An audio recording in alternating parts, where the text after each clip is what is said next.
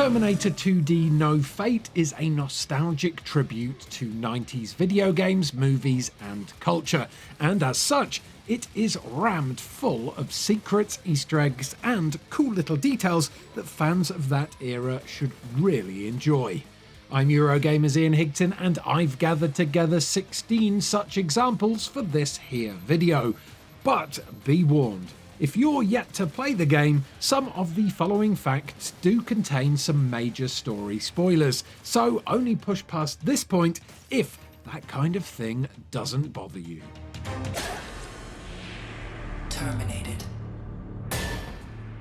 One of the biggest and best Easter eggy details in Terminator 2D No Fate has to be something that you can only access once you've unlocked the game's hardest mode, Judgment Day.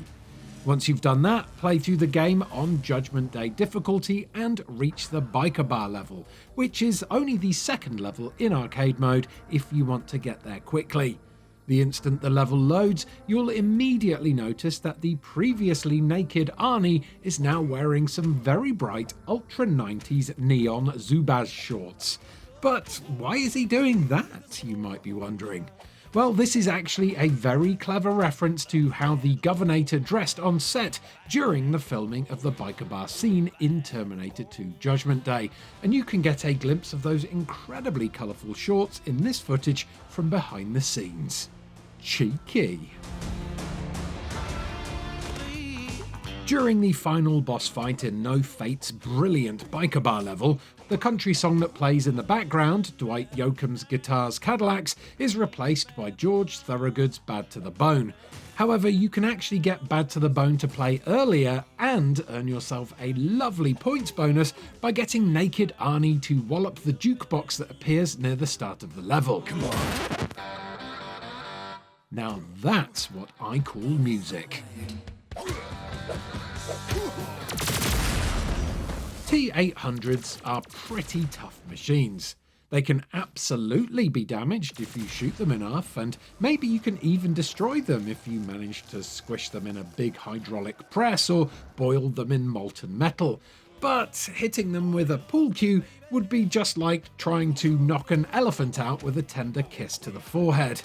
That's why, during the biker bar level of the game, instead of losing health when the T-800 is hit by the biker gang, you instead lose time, which means that players can still fail the level even though Arnie is impervious to anything the hairy bikers throw at him. Out of time. The only exception to this rule is the shotgun-wielding bar owner boss fight at the end. If the T-800 catches a blast from him, he'll lose both time and a tiny sliver of health. Goddamn freak! Despite what the game tells you, it is possible to unlock No Fate's cheat menu long before you've completed the game on Very Hard, aka Judgment Day mode. That's right, there is a cheat to unlock cheats for maximum cheating. To unlock the cheat menu early, head to the options menu, then go to accessibility and then CRT shader. Now all you need to do is repeatedly turn the CRT shader on and off until you hear this. Access granted. However, it is important to note that this will only work if you turn CRT on and off by alternating presses of the left and right buttons. The cheat menu will not unlock if you just click the CRT shader option with a single button, as I learned to my annoyance after I pressed X on the PS5 about 1,000 times to no avail. Anyway, once you can access the cheat menu, you can activate things like infinite health and infinite pipe bombs. So whack those on, jump into Judgment Day mode and enjoy being an indestructible tosser who can smash through all the enemies without even breaking a sweat. Terminator 2D features some literal blink and you'll miss them Easter eggs, as they're located on the street signs that whiz past you in both the truck chase level and the freeway chase level. During the truck chase level, eagle-eyed drivers will notice these blue signs for Bitmap Street on some of the lampposts, which refer to the game's developer, Bitmap Bureau. On the freeway chase level, there's something similar to be found on these grey signs, which not only reference Bitmap Bureau, but also No Fate's publisher, Reef Entertainment. No idea what the last thing references though. Is that Coast or Coast? I'm not sure. Answers in the comments, please. Bonus acquired. You'll speed past another pretty awesome Easter egg during the truck chase level, so keep an eye out for this burger balancing boy who's standing outside of a restaurant called Big Jeff's. This eatery is actually a nod to the first Terminator movie, as not only is this burger joint the place where a young Sarah Connor works, but parked just outside and under the watchful eyes of Big Buns himself is Sarah's Super 80s Honda Elite moped. Guard it for me, Big Buns. In Cyberdyne Research, the second level of the story mode, Sarah Connor fights her way through Cyberdyne's science labs in order to uncover a secret factory that's manufacturing Terminator prototypes. The climax of this level is a massive shootout which takes place just outside of Lab 101, which belongs to a Miles Dyson, the man behind the development of Skynet. So could this figure in the background here be Miles himself, working away on the prototype microprocessor that causes the annihilation of 3 billion people? I don't know for sure, but what I do know is that whoever this is needs to go and get their hearing checked ASAP, because how they didn't hear 32 men getting murdered outside of their room is beyond me. Children look like burnt paper. Remember that scene in Terminator 2 Judgment Day where Sarah Connor and Dr. Peter Silberman watch a recording of one of Sarah's interviews in Pescadero State Hospital? Well, in the Pescadero Hospital level of Terminator 2D No Fate, we can see that exact recording, or at least a very pixelated version of that recording, playing out on a TV in a small room found just after she avoids the T-1000 for the very first time.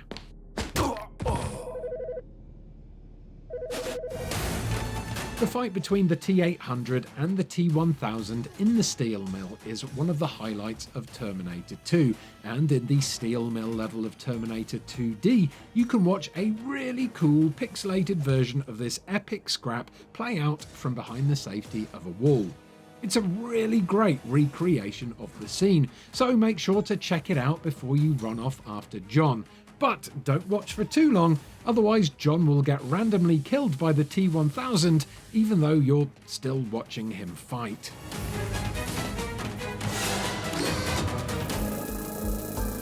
As you make your way through Terminator 2D's story mode, you'll be offered a couple of choices which not only affect the level order of the game, but also its ending as well.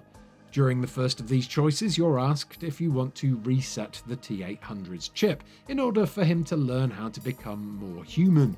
If you decide to leave the chip as it is, the Terminator will no longer learn things from John, including the fact that killing people equals bad. This means that he'll have no issue at all mowing down hundreds of police officers with a minigun in the level Cyberdyne HQ Annihilation. This lack of personality also leads to a subtle change at the start of the steel mill level, where Arnie will no longer say "Hasta la vista, baby" when shooting the liquid nitrogen frozen T-1000.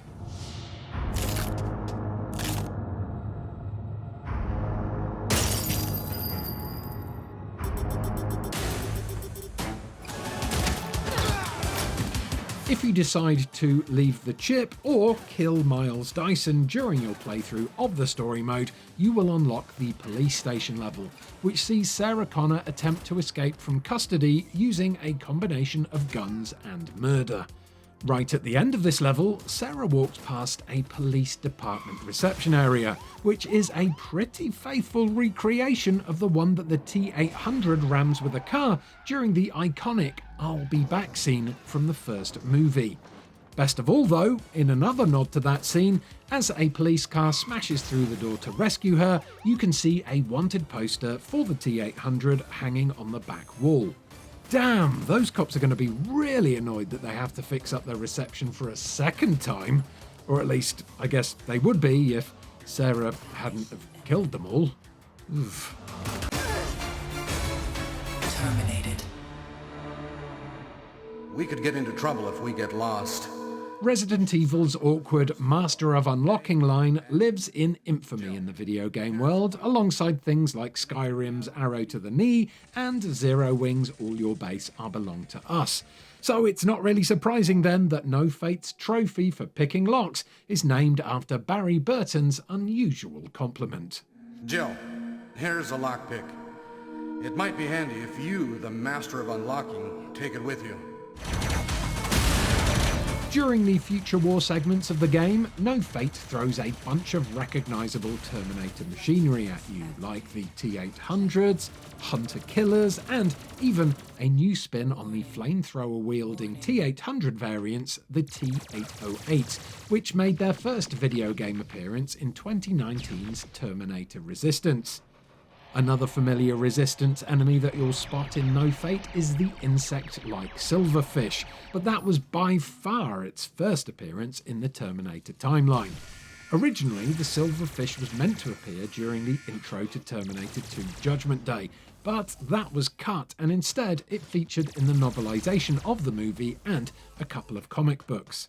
The Silverfish's first video game appearance, however, was in 1991's light gun shooter game T2 The Arcade, and they appeared alongside this bulbous drone called the D-003, which has been brought back for the first time in No Fate since its original arcade appearance. Okay, time to rattle off a couple of cute references that can be found in the game's database, starting with this blurb for the Q-Stick Biker, which is a nod to The Walking Dead, specifically Negan's barbed wire covered baseball bat, Lucille. There were a lot of stupid, memeable lines in Rise of the Skywalker, and one of the stupidest of all is hinted at in the entry for the HK ceiling spinner here. Somehow Palpatine returned. No, not that one. I said one of the stupidest, not the stupidest. They climb now is obviously a reference to this scene, which went viral for its face-palmingly bad dialogue and delivery when it was shown in the first trailer for the movie. They fly now! They fly now? They fly now! There are no prizes for guessing what movie the blurb for the HK aerial is quoting here. It's obviously a nod to another of Arnie's hit action movies, 1987's Predator. Get to the chopper!